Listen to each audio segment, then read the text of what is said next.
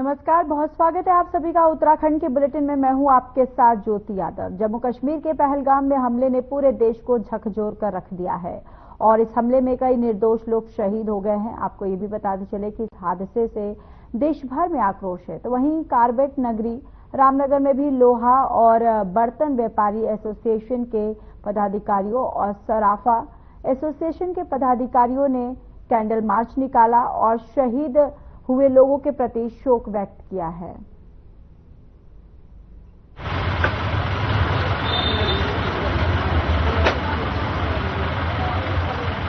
22 अप्रैल को पहलगाम में हुए इस आतंकवादी हमले की लोहा बर्तन व्यवसायी और सराफा एसोसिएशन बहुत घोर निंदा करता है।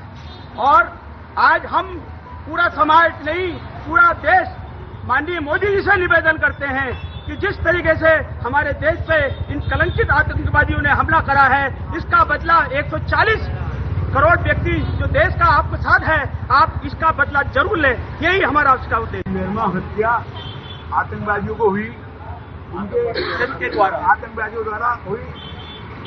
पर्यटकों के बस उतारकर उनकी पहचान करी गई, उनका नाम धर्म पूछकर उनको मारा गया, हत्या की गई। ये सद्भाव के अनुसार बहुत गलत है। उनकी आत्मा को शांति प्रदान करने के लिए, भविष्य में एकजुटता दिखाने के लिए ये कैंडल मार्च सराफे व्यवसायी और रामनगर के लोहा बर्तन व्यवसायी कचरा लाइन के जनता ने बेकार किया है। घोषणा करते हैं जितने भी सब लोग हैं, सब लोगों की तरफ से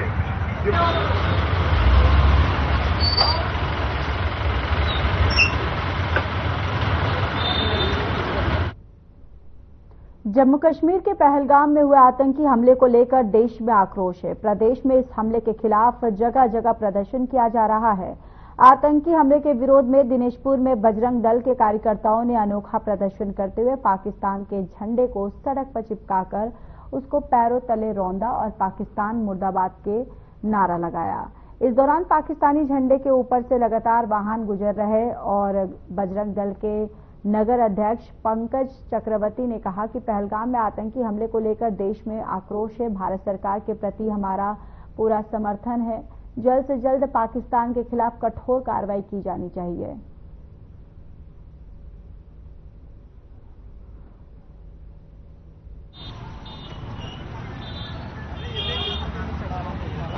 निर्दोष लोगों को, निहत्थे लोगों को, बेकसूर लोगों को नाम पूछ करके, जाति धर्म पूछ करके जो 28 लोगों की हत्या की है, इसका पूरे देश में एक विरोध है। पूरे देश में एक लोगों के मन में एक उबाल है और जिसने भी रखा है ये इसको पाकिस्तान के झंडे को रौंदने के लिए उन्होंने मिट्टी के ऊपर रखा है और इस पे लोग अपना पैर रख के जा रहे हैं। जबकि झंडा किसी भी, जैसे अपने राष्ट्र का झंडा है तो हम लोग उसका सम्मान करते हैं। तो उनके मन में कुंठा है, पीड़ा है। इसीलिए जिसने भी रखा है उसने यही सोच के रखा है कि इसके ऊपर लोगों के पैर जाएंगे, इसको रौंद के जो है सारे लोग जाएंगे। और ये पाकिस्तान की कायराना हरकत जो उसने करी है, निश्चित रूप से हर आदमी इसके लिए परेशान है। अभी बीते कुछ दिन पूर्व पहलगाम में 26 से ज्यादा हमारे हिंदू भाई बहनों को मारा गया वहाँ पे आतंकवादियों के द्वारा। और कहीं ना कहीं जो आतंकवाद का कड़ी पाकिस्तान से जुड़ा हुआ है और हम इसी चीज का विरोध कर रहे हैं और देश भर में हर जगह जगह पे इस चीज का विरोध हो रहा है। ठीक है, और आज विरोध प्रदर्शन करते हुए हमने ये आतंकवाद जो पाकिस्तान का झंडा हमने यहाँ लगाए हैं, अब देख रहे हैं, और इसके ऊपर थूका जा रहा है, जूते चप्पलों से मारा जा रहा है। हर प्रकार का हम स्वागत झंडे का और इस देश का कर रहे हैं। चलो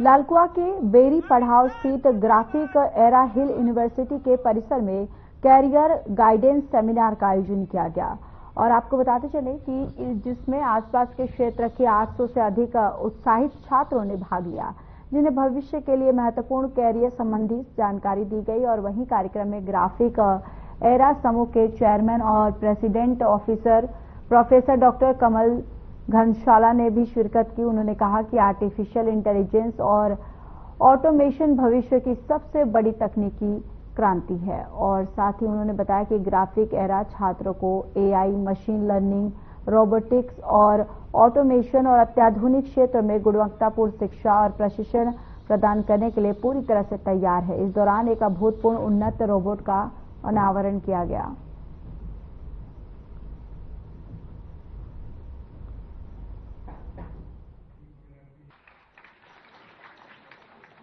हल्द्वानी कैंपस का ये पहला करियर गाइडेंस सेमिनार था और हमारे ऑनरेबल प्रेसिडेंट जो ग्राफिक एजुकेशनल सोसाइटी के प्रेसिडेंट भी हैं प्रोफेसर डॉक्टर कमल घनसाला सर, वो रिसोर्स पर्सन थे। उन्होंने आज कुल मिला के 700 से ज़्यादा स्टूडेंट्स जो कि इंटर पास थे या फिर वो ग्रेजुएट थे, ऐसे स्टूडेंट्स को इस सेमिनार में गाइड किया। उनको बताया कि वो करियर में कौन कौन से ऑप्शंस चूज कर सकते हैं, चाहे वो इंजीनियरिंग के क्षेत्र में हो, चाहे वो मेडिकल के क्षेत्र में हो। और मैं समझता हूँ कि इससे जो स्टूडेंट्स आए थे वो काफ़ी लाभान्वित हुए होंगे। इस सेमिनार में बहुत दूर दूर से लोग आए थे, खटीमा से, नैनीताल से, भवाली, भीमताल रीजन, गदरपुर, बाजपुर, रामनगर और काफ़ी दूर दूर से, सितारगंज से, तो काफ़ी दूर से यहाँ पर लोग आए थे। खबर टनकपुर से है, जहां एक कार बैक गियर में अचानक तेज रफ्तार से दौड़ रही थी और जिसकी चपेट में आने से स्कूटी और ठेला बुरी तरह से क्षतिग्रस्त हो गया। इस घटना के बाद कार चालक मौके से फरार हो गया। सूचना मिलते ही मौके पर पुलिस पहुंची और कार के नीचे दबी स्कूटी और ठेले को निकलवाया। ये घटना सीसीटीवी में कैद हो गई।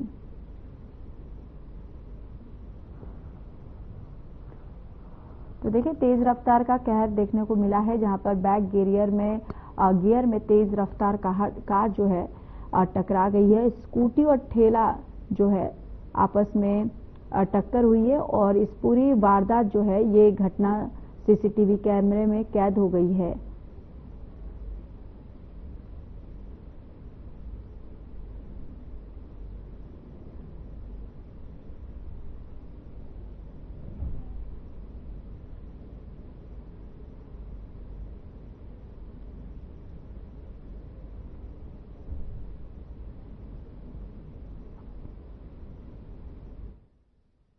एक नया लड़का गाड़ी में बैठा था, वो गाड़ी इतनी स्पीड में बैक करता हुआ लाया कि उससे गाड़ी कंट्रोल नहीं हुई और ऊपर को ठेली खड़ी थी, वो ठेली पे एक स्कूटर लदा हुआ और नई ठेली थी हमारी, ठेली घसीटता था, पीछे को लेता आया, उससे गाड़ी कंट्रोल नहीं हुई, वो हो गया था। बहुत बड़ा हादसा होने से बचा। अगर इसके पीछे कोई बच्चा या आदमी कोई इंसान होता तो बचता नहीं। इसमें नुकसान हमारी ठेली कति खत्म हो गई है बिल्कुल।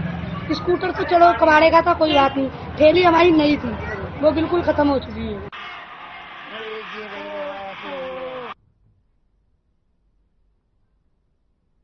अल्मोड़ा जिले के विकास खंड सल्ट के IMPCL दवा फैक्ट्री मोहान में 7 फीट लंबा अजगर सांप घुस गया, जिसे देख वहां दवा फैक्ट्री में काम करे श्रमिक और कर्मचारी में अफरा तफरी का माहौल बन गया। IMPCL दवा फैक्ट्री के कर्मचारी ने इसकी सूचना मोहान रेंज के वन विभाग टीम को दी। मौके पर पहुंची वन विभाग की टीम ने करीब 1 घंटे की मशक्कत के बाद रेस्क्यू कर और बिंतिया पानी नाले के जंगल में इंडियन पाइथन सांप को छोड़ दिया, जिसके बाद IMPCL दवा फैक्ट्री श्रमिक और कर्मचारियों ने राहत की सांस ली।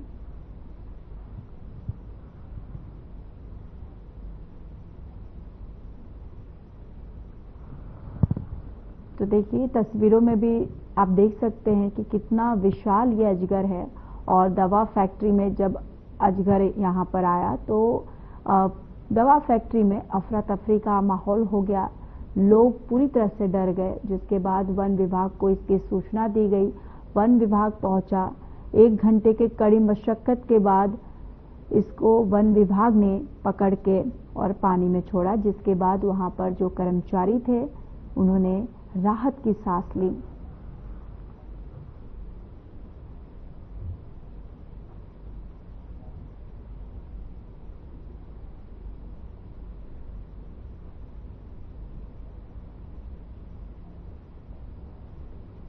सूचना मिली कि उनके स्टोर में एक सांप होने की सूचना प्राप्त हुई। मोहान रेस्क्यू टीम द्वारा तुरंत घटनास्थल पर जाकर सर्च किया गया। काफी ढूंढ खोज के बाद किसी कोने पे इंडियन रॉक पाइथन दिखाई दिया गया, जो कि काफी बोरो कट्टों के नीचे दबा हुआ था। कट्टों को हटाया गया और टीम अपने साथ स्नैक रेस्क्यू उपकरण जो ले गई थी उनका इस्तेमाल करते हुए सफलतापूर्वक इंडियन रॉक पाइथन का रेस्क्यू कर उसको उसके प्राकृतिक आवास में छोड़ दिया।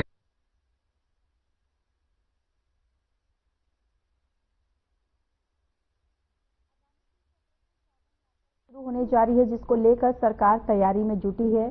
गढ़वाल कमिश्नर विनय शंकर पांडे ने बताया कि 30 अप्रैल से चारधाम यात्रा शुरू होने जा रही है और चारधाम यात्रा में किसी भी तरह की कोई दिक्कत ना हो, इसको देखते हुए लगातार बैठक की जा रही है। गढ़वाल कमिश्नर ने बताया कि पिछली चारधाम यात्रा संपन्न होने के बाद मुख्यमंत्री पुष्कर सिंह धामी ने तुरंत बैठक की थी और यह दावा देखा गया कि यात्रा में किस प्रकार की कमियां रही हैं, जिन्हें आगामी यात्रा में दूर किया जा सके। गढ़वाल कमिश्नर ने बताया कि इस बार यात्रा में हमने मूलभूत सुविधाओं पर जोर दिया और जिसमें रोड कनेक्टिविटी पर खास ध्यान दिया गया है। तो चारधाम यात्रा को लेकर तैयारियां पूरी की जा रही है और देखिए तैयारियां जो है वो बिल्कुल तेज है, तेजों पर यहाँ पर जोरों शोरों से चल रही है। 30 अप्रैल से चारधाम यात्रा की शुरुआत होगी। गढ़वाल कमिश्नर पूरी तरह से सजग हैं। यात्रा को व्यवस्थित तरीके से संचालित करने के लिए यहाँ पर जो तैयारियां हैं वो जोरों शोरों से की जा रही हैं।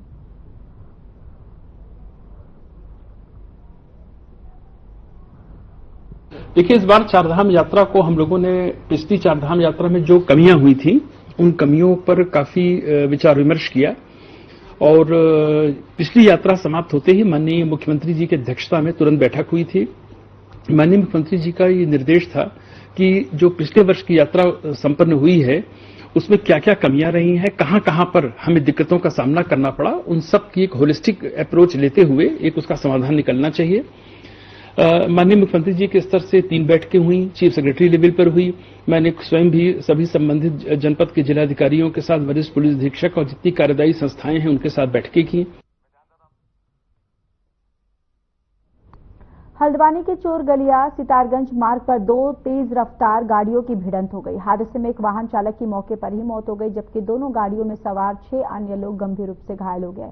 सूचना मिलते ही मौके पर प्रशासन पहुंचा और एसडीएम हल्द्वानी राहुल शाह, एसडीएम न्यायिक रेखा कोहली और तहसीलदार मनीषा बिस्ट सुशीला तिवारी अस्पताल पहुंचे और घायलों का हालचाल जाना।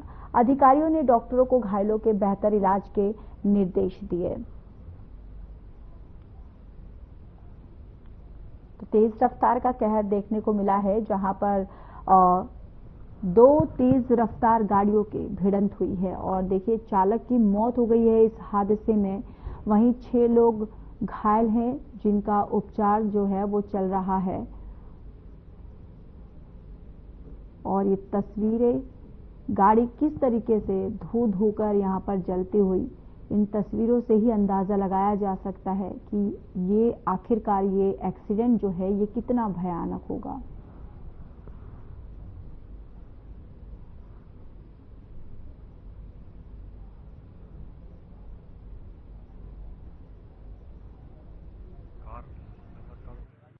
चोरगलिया रोड में पिथौरागढ़ से अल्फा कार आ रही थी और हल्द्वानी कार से वापस आके I-20 कार आ रही थी। दोनों कारों के आपस में टकराने की वजह से एक्सीडेंट हुआ है, जिसमें टोटल 6 लोग घायल हुए हैं और एक व्यक्ति की मौके पर मृत्यु हो गई। जो 2 व्यक्ति आ रहे थे पिथौरागढ़ से आ रहे थे और उनमें से एक व्यक्ति की मृत्यु हुई, दोनों पिता और बेटे हैं और एक परिवार है माता पिता और बहन और 2 बच्चे। ये लखीमपुर खीरी के हैं, जो नैनीताल से वापस आना बताया जा रहा है। सभी लोग घायल हैं।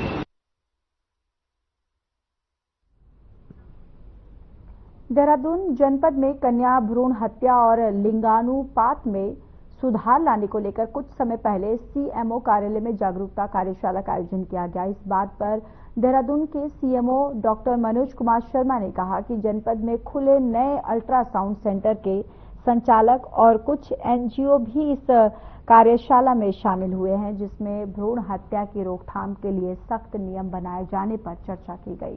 साथ ही उन्होंने कहा कि सभी अल्ट्रासाउंड सेंटर संचालकों को निर्देश दिए गए हैं कि पीसी और पीएनडीटी अधिनियम के नियमों का पालन करें और भविष्य में हमारे द्वारा टीम बनाकर इसका निरीक्षण भी किया जाए। तो सीएमओ कार्यालय में जागरूकता कार्यशाला आयोजन किया गया। कन्या भ्रूण हत्या में सुधार लाने के लिए आयोजन किया गया, जहां पर सख्त नियम जो है वो बनाने के निर्देश दिए गए हैं।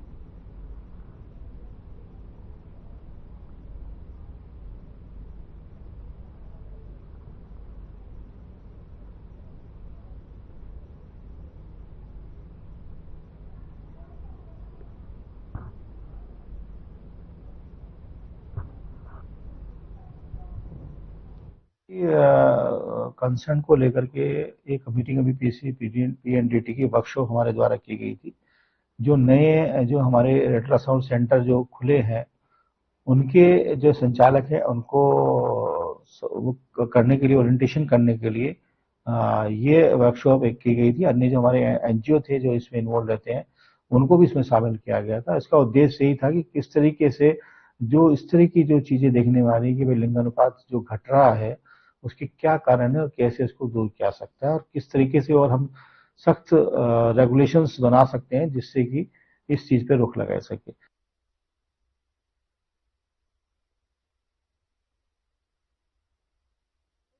आगामी 30 अप्रैल से चारधाम यात्रा शुरू होने वाली है, जिसको लेकर शासन और प्रशासन ने पूरी तैयारियां कर ली है। चारधाम यात्रा के लिए आने वाले वाहनों को मंगोल नारसान बॉर्डर पर ग्रीन कार्ड बनाया जाएगा। वाहनों की जांच होने के बाद ही वह उत्तराखंड का रुख कर पाएंगे। एसपी देहात शेखर चंद्र सुवाल और सीओ मंगलोर ने नारसान बॉर्डर पहुंचकर ग्रीन कार्ड सेंटर का बारीकी से निरीक्षण किया और साथ ही ग्रीन कार्ड काउंटर पर तैनात कर्मचारियों को दिशा निर्देश दिए। तीर्थ यात्रा में आने वाले श्रद्धालुओं को किसी तरह की कोई परेशानी ना हो, इसके लिए सभी व्यवस्था दुरुस्त कर ली गई है। तो 30 अप्रैल से चारधाम यात्रा की शुरुआत होने वाली है और शासन प्रशासन जो है वो पूरी तरह से तैयारियों में जुटा हुआ है। वाहनों के लिए ग्रीन कार्ड जो है वो भी बनाए जाएंगे।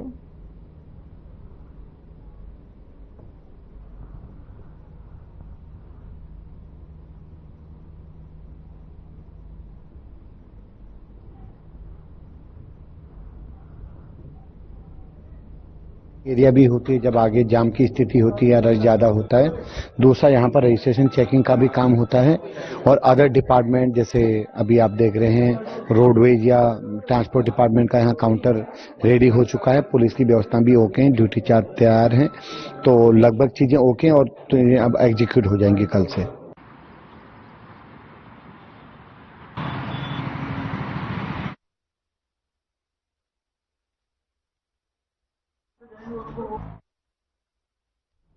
चारधाम यात्रा की तैयारियां अब अंतिम दौर में है और श्रद्धालुओं में भी यात्रा को लेकर खास उत्साह देखने को मिल रहा है।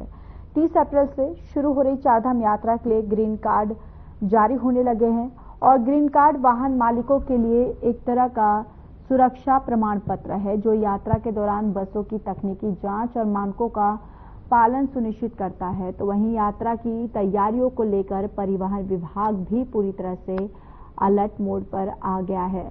हल्द्वानी परिवहन विभाग के मुताबिक इस बार चारधाम यात्रा में करीब 1800 बसें यात्रियों के सफर को सुगम और सुरक्षित बनाएंगी।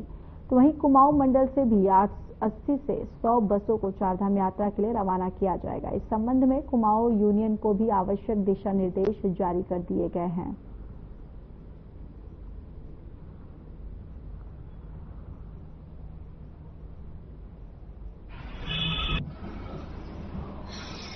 ये ऐसा है जो चारधाम यात्रा 2025 है वो 30 अप्रैल से शुरू होने जा रही है, जिसके लिए ग्रीन कार्ड बनने शुरू हो गए हैं। इसके अलावा इस चारधाम यात्रा में जो रोटेशन के माध्यम से लगभग 1800 बसों का संचालन किया जाएगा, उसके संदर्भ में नोडल अधिकारी चारधाम यात्रा जो आरटीओ देहरादून है उनके द्वारा कुमाऊं के लिए भी बसेस प्रोवाइड करने के लिए कहा गया है। तो हमारे द्वारा कुमाऊं यूनियन को बता दिया गया है कि 80 से 100 बसेस हम लोग भी यहाँ से भेजेंगे, जिनका की रोटेशन के माध्यम से नंबर दिया जाएगा और ये सुनिश्चित किया जाएगा कि वो वहां जाएं तो उनको 4 चक्कर मिनिमम मिले, जिससे कि चारधाम यात्रा का फायदा उनको भी हो। इसके अलावा जो भी टेम्पो ट्रेवलर या अन्य वाहन जो चारधाम यात्रा में जाना चाहते हैं, कुमाऊं के हर ऑफिस में ग्रीन कार्ड बनवा सकते हैं और हल्द्वानी ऑफिस में हमने विशेष व्यवस्था करी हुई है कि कोई भी चारधाम यात्रा के लिए ग्रीन कार्ड बनवाना चाहता है तो ऑफिस आके बनवा सकता है।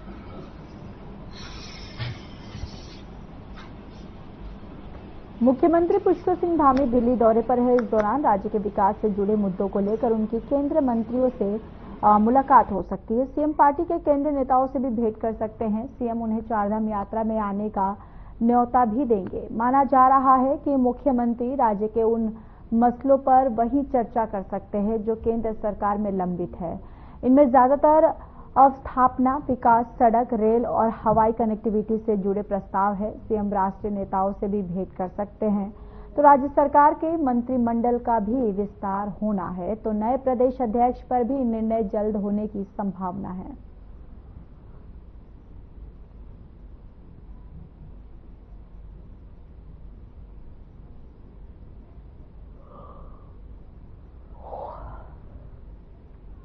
तो देखिए, चारधाम यात्रा की शुरुआत होने वाली है। 30 अप्रैल से चारधाम यात्रा की शुरुआत होगी और आज सीएम पार्टी के केंद्रीय नेताओं से भी भेंट कर सकते हैं और कयास ये भी लगाए जा रहे हैं कि इस बीच जब मुलाकात होगी तो चारधाम यात्रा के लिए उन कैबिनेट जो केंद्रीय मंत्री हैं उनको न्योता भी दे सकते हैं चारधाम यात्रा के लिए।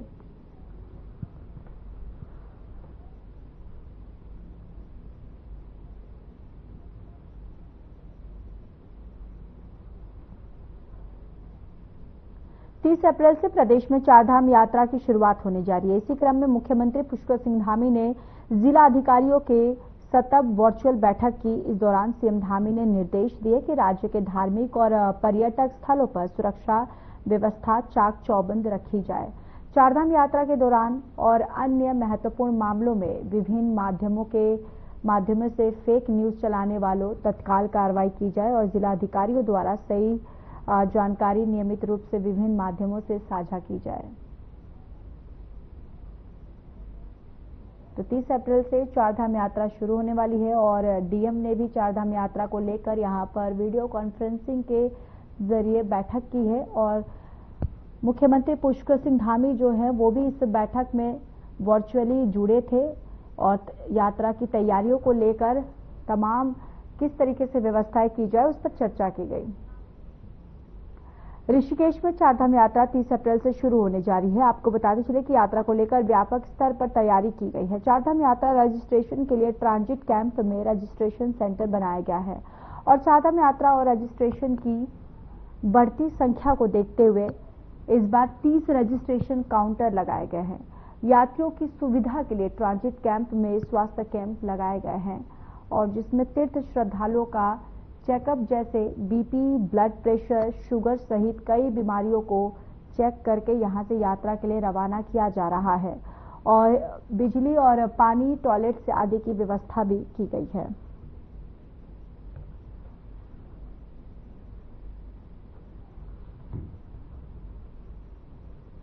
उत्तराखंड के जसपुर का नगर पालिका परिषद राजनीतिक का अखाड़ा बनती जा रही है। यहाँ कुछ सभासद गणों द्वारा पालिका में बाहरी व्यक्तियों को बुलाकर दबंगई और तानाशाही दिखाने वालों के गंभीर आरोप लगाते हुए उन व्यक्तियों पर कार्रवाई की मांग की है और पालिका के अधिशासी अधिकारी शाहिद अली को एक पत्र सौंपी है और जिसमें अधिकारी शाहिद अली बताया है कि सभासदों के संयुक्त हस्ताक्षरों से एक शिकायती पत्र उनको मिला है जिसमें उन्होंने जांच का आदेश दे दिया और कहा कि जो तथ्य सामने आएंगे उसके अनुसार अग्रिम कार्रवाई की जाएगी।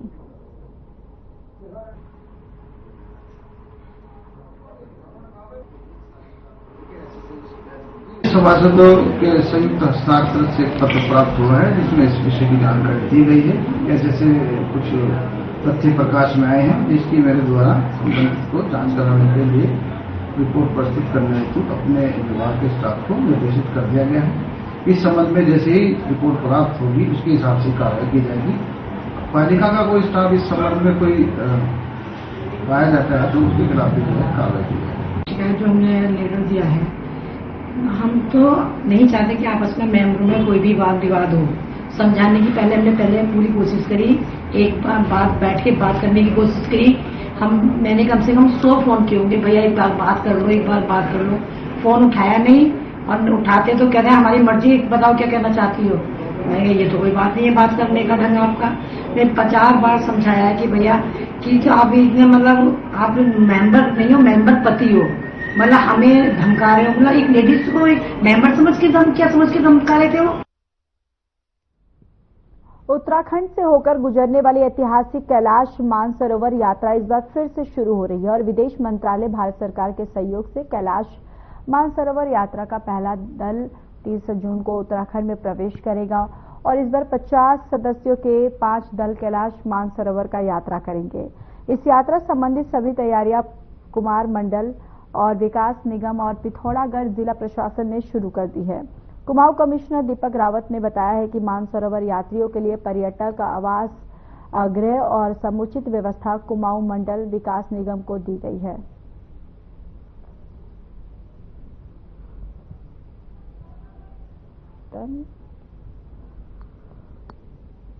कि आदि कैलाश यात्रा के सिलसिले में जिला प्रशासन की ओर से हम लोग एक टीम लेकर के इस क्षेत्र में आए हैं।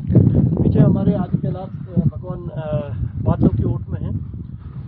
विश्व प्रसिद्ध शिव मंदिर के कपाट यहाँ 2 मई को ओपन होंगे। पीछे पार्वती सरोवर अभी बर्फ में जमा हुआ है, परंतु यहाँ तक आने की जो व्यवस्थाएं हैं वो रोड हम लोगों ने ओपन कर दी है। यहाँ विद्युत और टेलीफोन की सुविधाएं बहाल कर दी गई हैं। तो हम 30 अप्रैल से इनर लाइन परमिट को जारी कर रहे हैं, जिसके आधार पर आप लोग इनर लाइन परमिट का पास बना करके आदि कैलाश और ओम पर्वत की यात्रा कर सकते हैं।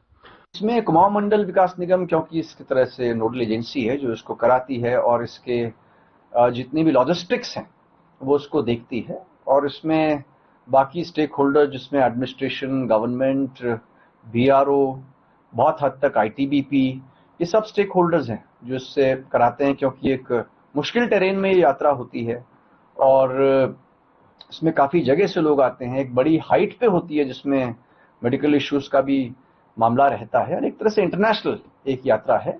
तो उसकी तैयारी अभी केएमएन ने अपने स्तर पे कर दी है और पिथौरागढ़ जिला प्रशासन ने भी एक इसकी प्रारंभिक रेकी